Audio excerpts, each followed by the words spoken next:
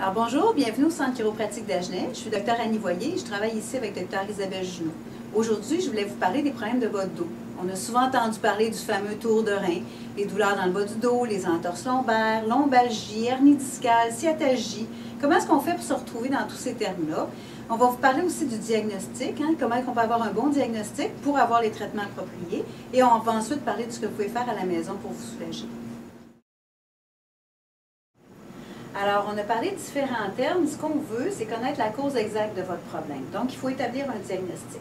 Les professionnels de la santé, qui sont des professionnels de premier contact au Québec, c'est les médecins et les chiropraticiens qui sont vraiment habilités à faire un diagnostic pour différencier si vous avez une pathologie, une maladie, vous avez besoin d'une référence médicale, ou vous avez un problème de fonctionnement au niveau de votre colonne vertébrale, donc une subluxation. Et là, en chiropratique, c'est notre domaine.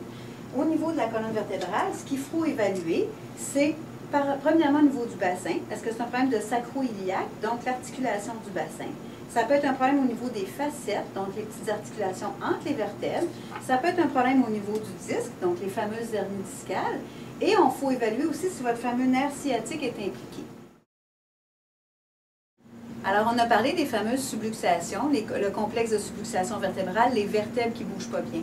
Par quoi ça peut être créé? Bien évidemment, ça peut être créé par les traumatismes, les accidents, les chutes, les mouvements répétitifs, votre ergonomie au travail qui peut être déficiente, l'embonpoint, la sédentarité et l'arthrose, évidemment.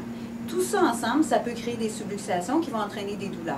Alors, en chiropratique, on va traiter la cause du problème, on va redonner du mouvement aux vertèbres pour que le problème ne devienne pas récurrent et que ça finisse par créer de la dégénérescence ou de l'usure. Alors, qu'est-ce qu'on fait comme traitement pour les subluxations? Les subluxations, on l'a dit, c'est des vertèbres qui ne bougent pas bien, donc on veut redonner du mouvement, redonner de la mobilité à ces vertèbres-là pour vous soulager.